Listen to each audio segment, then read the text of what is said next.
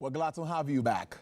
Nigeria is facing a defining moment. The economy is under pressure from inflation and unemployment. Education outcomes remains weak despite rising budgets and, of course, security challenges. Banditry, school kidnappings, and all government is trying to address all of this head on. But artificial intelligence could play a key role in addressing some of these challenges. Now, from helping small businesses improve productivity and boosting agricultural output, to supporting teachers in improving learning and enhancing security without overreach. AI offers tools that, if carefully implemented, could reshape jobs, education, and daily life while avoiding deeper inequality. Joining me to discuss this is Mr. Fiyinfolu Awotoye. He's an AI researcher and also a data management specialist. I must thank you so much for coming on the show. Good afternoon. Thank you for having me. Yes. Thank you. Yes, I think we should just start with capturing Nigeria's economy and social climate in 1 minute. What would be that picture? What do you see about Nigeria, and where does AI fit into it at this moment? I see Nigeria in an opportune moment where Africa is getting on the spotlight, and there is just a whole lot we can do right now to get what I will consider the near first mover advantage for AI in Africa. So if we move fast and we move well, we can position ourselves as the first destination when it comes to AI in Africa. You might think that countries like South Africa are a bit ahead of us, but then the gap, in my opinion, is not something that we cannot catch up within a very short while. Nigerians are very resilient. Yeah. Now, what would you say is the single strongest economic argument for why Nigeria needs to adopt AI quickly? The strongest, I would think it has to do with limited resources and a huge population. So AI becomes a multiplying factor in the sense that you just talked about teachers. A teacher with AI can lead a class of 100 as though they were leading a class of 20, because AI improves and it helps them improve on their ability to scale. Farmers can manage 10 or 20 acres as though they were managing 100, because AI will help them scale. So when you consider, and if you even go to healthcare, doctors can manage more patients because AI can help them scale as well. So I would say that considering the resources that we have, especially human capital resources, in comparison with the population. So that's... But why would you think, talking about reducing employment, I would like to ask that. You know, we talked about that off camera. Yeah. Now, do you really think AI has a realistic chance of reducing unemployment, or will it worsen it in the short term? If we adopt it correctly, it will make it better, a lot better. And if we choose to run away from it, then it might make it worse. So it depends on us what we do with it. And if we choose to run away from it, we will end up becoming stuck in the low productivity set of tasks. However, if we embrace AI, we learn it, and we push it out into the society, then the society becomes more productive. Don't forget, AI enhances your productivity. And then if the whole society is more productive, the nation becomes more productive. So that's the way I see it. So what simple AI tools can market women, SMEs, or freelancers start using today without major investments? So I would say, let's think of AI as assistance and not AI as projects. If you look at big organizations, they can have AI as projects. But for the market women, the SMEs, they can look at AI as assistance in the sense that you can identify those routine tasks that you do that takes your time. So you don't want to sweat the small stuff. And you can find simple free AI tools to help you manage those things. Right now, if you have a social media platform, you know it might be difficult to keep up with what's going on social media. But with AI, you can automate things. You can even generate content automatically and then automate their posting, and then you focus on your core business. So these are ways people can really employ AI instead of running away from it. As much as I'm looking at how AI can also make our schools safer, you know, help our teachers, and of course, you know, that won't, you know, affect our privacies. Ah, good one. So it's the way I will see it, especially for security, Yes. and it's not just for schools. Security. It's for the entire society. So far, I might be wrong, but so far, I believe that we've been reactive. We hear of shooting somewhere, the police go there. We hear of killings here, the police go there. We should be proactive. We have to be proactive, and this is where AI comes in. And for AI to help, it means we need more surveillance of our data. Data generated from the telcos, from the banking and FSI in general, data generated from social media. We need to pull them together, put some level of AI on top of it. And of course, in doing this, you talk about privacy. It's about defining the privacy rules for the AI implementation so that we know how far your data will, how much of your data will be used for the surveillance. And then in the process, if some processes are suspicious or some people are suspicious, the government can decide to violate their privacy to investigate further, just for the good of the entire society. And let's face it, in the whole of Europe, in the US, they do this.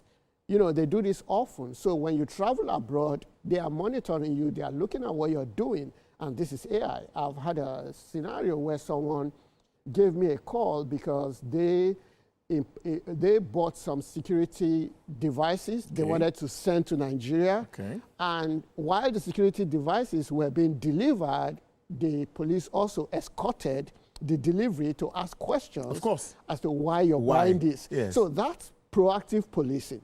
And we too can become more proactive using AI. Nigeria just released its national AI strategy. Let me ask you specifically, what strengths and gaps do you see in this? So strengths, I believe that's the first step in the right direction. I believe they've put in a lot of brain power there, and I give all thumbs up to the team and to the minister, Dr. Bosun Tijani and his team. So I would say that is a very good first step. We've identified so many things. And I want to believe when you look at AI, AI keeps evolving. So I want to believe this is not the final bus stop for the strategy. Another strategy, version of the strategy will come out probably sometime later. But more importantly is how well do we implement what we have? Because one of my concerns with anything strategy or policy in Nigeria is about implementation. And this is what we will just have to look out for over time.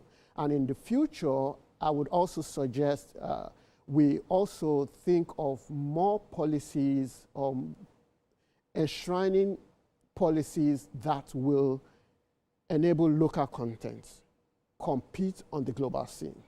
So those are areas I think we can actually explore the room for improvement. What government agencies now is best positioned to deliver quick AI wins, let's say within a year?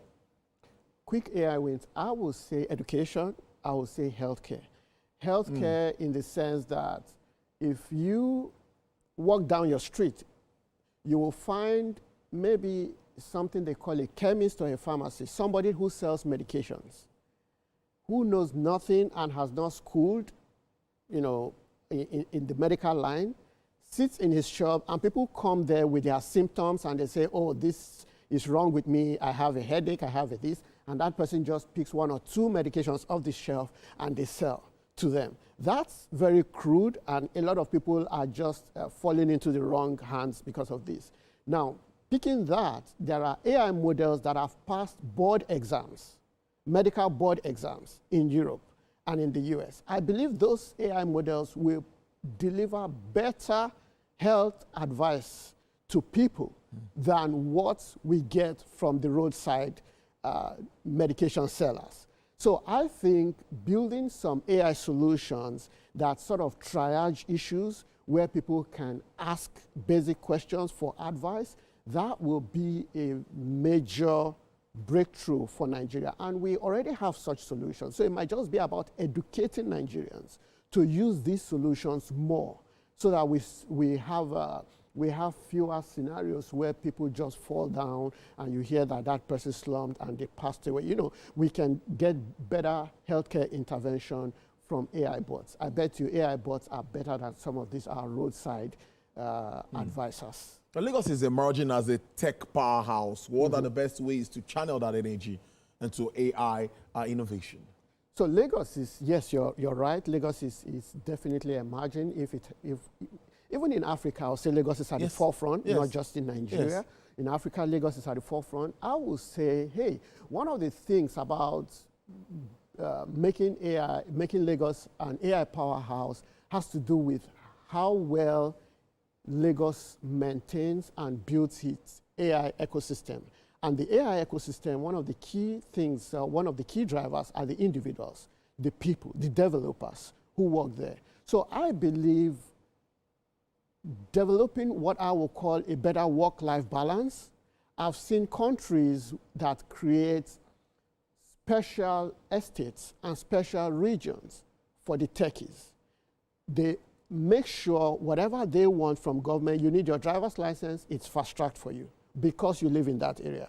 You need this, you need to import something, because your company is located in that area, it gets fast-tracked once the customs sees it. So when we create something like that, such a zone in Nigeria, then we will encourage the AI guys to come here.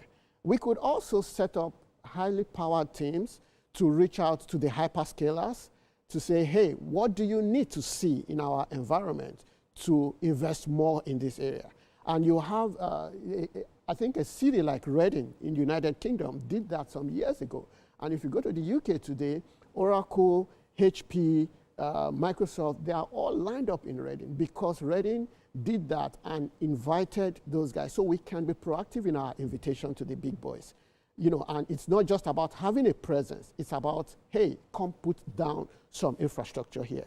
Get some of your guys on here. So we can do that. And I think to do that, we definitely need to work in hand with the real estate developers to build something comfortable for them, which we already have anyway. We just need to call their attention to it. But the issue of deepfakes and misinformation is a great concern. Everywhere. And I'd like you to also bear in mind, what AI mechanisms can you help defend the public? So, yeah, deepfakes come from AI. Yeah. And AI can also detect deepfakes. So I think it's more around policy and governance than AI. When I say policy and governance, we need to work closely with the social media players so that they verify these deepfakes before publishing them. Or if the deepfakes make it online, we should have a direct access to social media to get them to pull it down immediately to avoid misinformation. And I think those are ways we can sort of work. I think it's more of a policy thing because the AI tools to create the deepfakes are there. The AI tools to catch the deepfakes are also there. But if I identify something as a deepfake and a social media platform like Instagram won't take it down, then my identification of that thing as a deepfake is just more or less a waste of effort. Indeed, that's what it is. Now, let's look at steps that ministries and agencies can take to test and adopt AI without risking a major failure. Without risking major failure, that's a big word to be underlined. I would believe that government agencies should start with in-house pilots that will not be exposed to the public, so that if there are failures, can be managed. Yeah, we can contain it, manage it, and learn from it. Yeah, you know, true. you started from primary 1 before you got to primary 4, Yeah. right? So if we are, as an agency, can succeed in a small project, then we have more courage to go out to bigger ones, and that way we can scale gradually. And I would also encourage them to look out for the AI guys. There are so many startups in Lagos, so many people doing AI right now. Reach out to the AI guys and form some form of partnerships. And if possible, let the AI people also find a sense of belonging or a sense of ownership of some of these solutions. So let's base solutions on what they can deliver, or let's base awarding of those contracts on who can deliver what, and not who knows what, you know. So agencies can do that. Now, how can young Nigerians now in particular, they are my focus now, begin to use AI for personal development, you know, even if they are not tech experts? Well, good question. So you're talking of the general population yes, now, not young necessarily ones, the tech. yes, not think- really necessarily tech experts. Yeah. So one advantage the young ones have is that they are tech savvy. Yeah. Even they might not be tech expert, but Yeah. if you give your child a phone, they probably will discover the phone faster than you. So I would suggest the more they use, the more they will discover things. And that way they can definitely go ahead. I would just say use it more often. Don't be afraid of failing. Use more often. If something is not working, play around with it. Don't be afraid of breaking it. And of course, I would then say that the parents or the government, as much as you can afford, give them access to these facilities. I think that will really go a long way. So what message would you give labor unions that are worried about job losses linked to AI? That's a major concern. I would say get on the boat. Let's implement AI together. Because if we all see the good in it, then the resistance will be reduced. And for the labor unions, they also want to ask themselves the question, do we want to get locked up in the low productivity jobs, or do we want to upskill as a nation? If we want to upskill as a nation, then let's look at AI together. Let's figure it out together. Let's expand together. And not just the labor unions, even the organizations. If you free up resources because you implemented AI, those resources should not just go as profits to the shareholders. If you do that, then you will get more resistance on your next AI implementation. But those profits can be used to expand the business, and people who now have more time in their hands because AI does more for them can now do more things. And that encourages people. So this is more of a change management kind of view of things. Now, why do many digital government projects in Nigeria, many will say they fail? And how can AI projects avoid repeating that story? Because we hear of lots of projects, and sometimes we don't see them becoming active. Yeah, so this is not just in Nigeria. We have a lot of research that shows that tech projects fail across the world, especially government tech projects. And a good part of it, well, some part of it has to do with the technology. Some part of it has to do with the alignment of the technology to the business process. Some part of it has to do with stiff resistance from within the organization, especially if someone has been doing something for 15 years, 20 years, and that's where they get their livelihood from, and you're bringing a new solution that makes them irrelevant, you expect a lot of resistance. So I believe success in any tech project, not just AI, means working with the people who are on ground, making them own the solutions, making them know that, hey, this has come to improve your life, to give you better opportunities, better options, and not to take your job away. I think that will go a long way to help, and give them the opportunity to learn as well. Companies should reskill people over and over again. Now people are resisting AI because they don't know much about it. If you don't know much about something, you will resist it, right? But if you tell these people, come, let me teach you, and you teach them, some of them will be so happy about what they've learned because now they feel, I have a new knowledge in my back pocket that I can use to get a job with a competitor down the street. So their resistance gets reduced. So all of this has to do with change management. Now, let's talk about the single biggest misconception Nigerians have about AI before you tell us your final message to Nigerians who believe AI is a threat rather than an opportunity. So the single biggest misconception, I think most people I've talked to and I've seen, they see AI as ChatGPT. AI goes beyond ChatGPT or Gemini or any of these chatbots. AI is more or less a technology that has come to help you get better at what you do. AI has come to help people improve their business processes, their workflows, if you embed it correctly and you use it correctly. So that's the way we should start seeing AI. We should see it as enablers.